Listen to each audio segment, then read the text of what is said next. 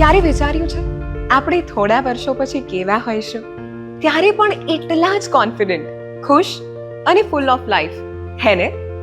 મારે એવું જોઈએ છે કે આગળ જતાં પણ લાઈફમાં હું આવી જ રહું, હસતી રહું, કામ કરતી રહું અને લાઈફની દરેક મોમેન્ટ એન્જોય કરતી રહું. અને એટલા જ માટે આજે હું મારી માટે એક નાનકડી પ્રોમિસ લઉં છું, બસ 3 જ મિનિટની, એક સિમ્પલ બ્રેસ્ટ સેલ્ફ એક્ઝામની.